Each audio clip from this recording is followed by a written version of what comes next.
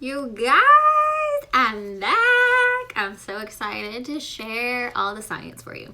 So I'm going to start discussing all of the ingredients that Monat does use, all right? So I went through all of the toxic ingredients that we don't use. They're in my highlight bubbles on my Instagram. You can totally check them out.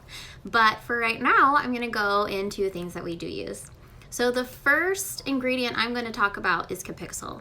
In order to understand Capixyl, I want to just kind of show you a diagram and explain the phases of hair growth. So as you can see, this is the hair cycle. It starts with the anagen phase, where you can see that there is a hair follicle, there is a hair bulb, there is a dermal papilla, blood vessels. The sebaceous gland is where the oils are going to come from, and then the dermis and the epidermis, those are the layers of your skin. All right, so in the anagen phase, this is where hair is growing. This is where it is living, it's thriving, the blood vessels are supplying it with all of the nutrients that it needs. We're gonna go into the catagen phase, where you can see that there is just kind of a separation from the dermal papilla going up from the hair bulb, all right? And then the telogen phase is where the hair is falling out. It is dead, it is gonna fall out. Then we're gonna see a new anagen phase, where new hair can form.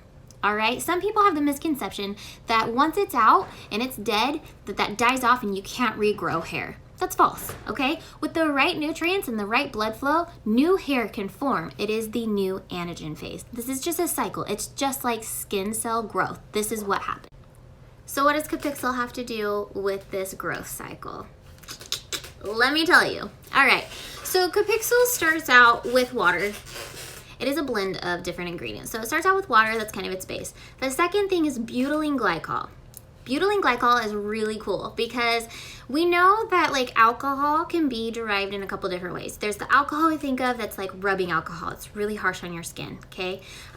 It is more of a strong chemical, all right? Then there's alcohol that is derived from fermentation of organic like foods or different things like that, right? It is natural, right? So we've got the alcohol you drink. Butylene glycol is an alcohol, okay? So we'll see that on the back of our ingredients where it's like alcohol, but we thought alcohol was bad. No, this one's okay, all right? Because alcohol, whenever it is organically derived, this one happens to be made from distilled corn, typically, okay? So distilled corn. It's used as a humectant. It holds in the moisture, all right? And it is actually, its viscosity decreasing, so it's gonna prevent the clumps in the product. So it's gonna help everything be evenly distributed. It's gonna help from keeping anything in a nasty form, right? It's gonna help just keep it all smooth and consistent, right? And it is very low on the comedogenic scale. So the comedogenic scale is a scale that is from 0 to 5, saying how likely it is to cause acne. 0 meaning that it never will cause acne. There's like no studies or cases proven. And 5 meaning it's very likely. This is just a 1. There's been very few cases where it has irritated anybody's acne. So that's pretty darn cool. Now, the second ingredient. This is where things get really exciting, okay? There's 3 big ingredients in Capixyl that are just, they get me stoked, all right? All right, the next ingredient is dextran. All right, dextran is so exciting to me. It is actually used in medicine. It has medicinal purposes. So basically, it is a complex branched glucan, all right? It is a polysaccharide derived from the condensation of glucose. Glucose is just sugar. So I'm gonna show you what it looks like molecularly. Okay, for all of my science nerds out there, the IUPAC naming system, which is just kind of across the board, helps everybody know what these structures are called. It defines dextrans as branched poly-alpha D glucosides of microbial origin having glycosidic bonds predominantly on C1, so carbon 1, through carbon 6. Dextran chains are of varying lengths. And the polymer main chain consists of alpha-1,6 glycosidic linkages between glucose monomers with branches from alpha-1,3 linkages, okay? So for my science buffs out there, they'll like understand it and get it. Anybody else, doesn't matter, it's okay. Just know that it comes from glucose, all right, from sugar. So another organic compound, but the benefits of it, oh, it's so cool. So medicinally, it is used as an anti-thrombotic, which means, so thrombosis is like a blood clot. So that means that it's going to prevent blood clots. It's going to also reduce blood viscosity, and it is a volume expander in hypovolemia. So hypovolemia is just when the volume in the blood vessel is low. So when it comes down to it, it's just going to increase blood flow. Like layman's terms, dextran is increasing the blood flow. And remember we saw that there's that little pocket, that dermal papilla, and there's blood flow coming down through those little capillaries, okay, those little fingers. So we need blood flow. That's where all the nutrients, the oxygen, all of the good stuff is coming from the blood, right? If there's not enough blood flow through there, it's not gonna be a good base to grow hair, right? Okay, so dextran, boom, talked about it. Second big ingredient is going to be acetyl tetrapeptide 3. What's that? Let me tell you.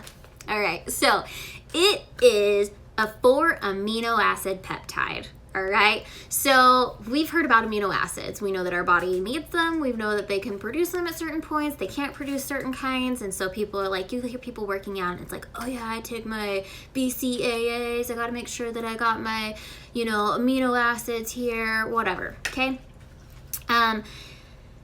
This 4 amino acid peptide is going to help combat hair loss because it's going to stimulate the synthesis. So it's going to stimulate the making, synthesis is to make something, of a key extracellular matrix. What's an extracellular matrix, Ness? Okay, you know the gooey stuff in between cells? There's going to be that, cells are just floating around. Okay, but there's something gooey holding them all together, right?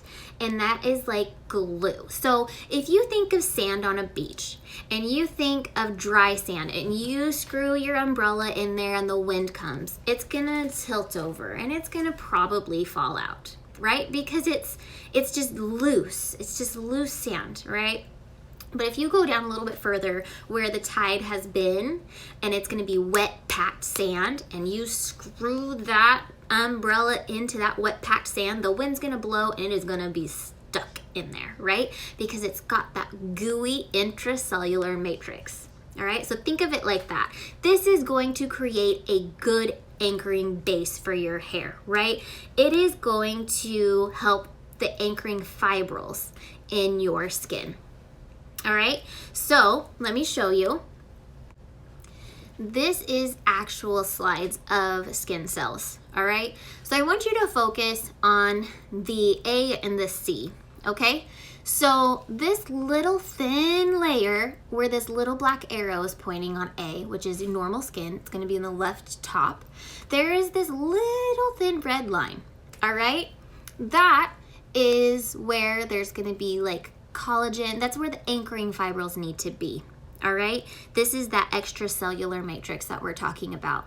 Now, if you look at C, where the acetyl tetrapeptide 3 has been introduced, look at how thick that is, okay? Look at how much more production there is in there, all right? You can see B where there was just corticoids treated, but when the acetyl tetrapeptide 3 was introduced, look at the production, all right? It is creating that wet sand to anchor the hair in. So that very study showed that the expression of type 3 collagen was with the introduction of acetyl tetrapeptide 3, the expression of type 3 collagen went up 65%, all right? It also showed an expression of collagen 7, and then the expression of laminins, which is the anchoring protein, all right, that are found in the extracellular matrix, went up a massive 285%. So basically, acetyl tetrapeptide 3, introducing that is going to equal stronger extracellular matrix bed that is going to anchor your hair better, all right?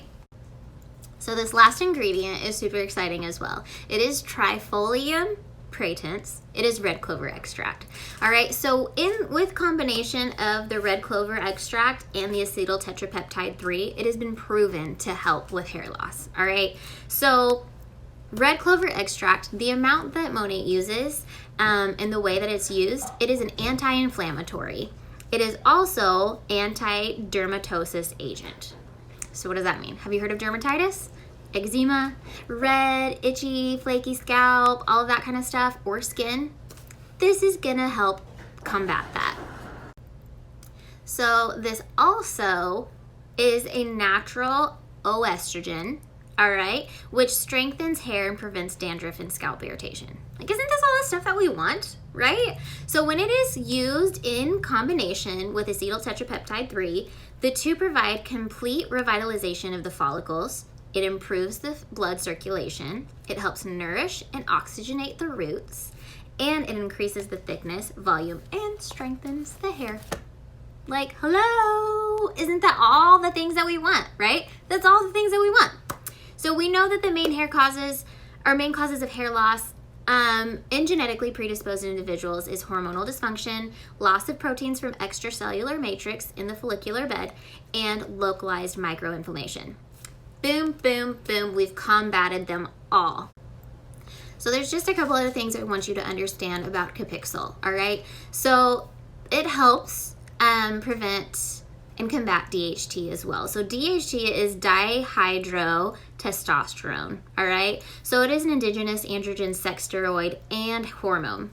The enzyme 5-alpha reductase catalyzes, so it speeds up the formation of DHT, all right?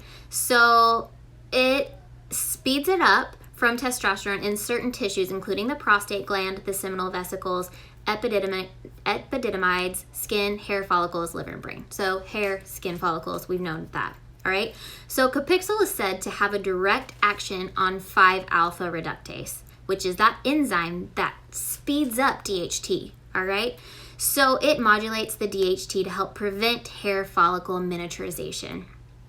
DHT, like I said, causes hair loss by shortening growth cycle, producing progressively shorter and finer hair.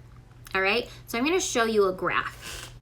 So this is actually a study that was done that has a placebo group and then a group that used Capixyl. So we can see that in the graph A, that in 4 months, the placebo group, this was just an average anagen phase, right? Remember, the anagen phase is where it grows. And the hair density, we can see that the placebo, it went down 2%, but with the Capixyl, it was increased by 13%. So the hair growth and density increased, right? So we're going to go over to the B graph, and we're going to see this is the telogen phase. So this is where the hair falls out, all right? So the placebo group, you can see in 4 months that the telogen, the hair falling out, was a 23% fallout. But when they introduced Capixyl, it went down to 29%, all right? So basically, just to sum it up, which is basically what C is going to do, to sum it up is that we are increasing the anagen phase. We are making it grow longer and fall out less. So basically, Capixyl is helping in every single way that is known to make hair fall out. Like, it is combating all of the areas. Just in, I guess, to sum it all up, we know that it's going to improve the extracellular matrix protein integrity in the dermal papilla for better hair anchoring. It's going to we're going to know that the follicles are going to be longer and thicker with the Capixyl treatment. That has been shown in studies.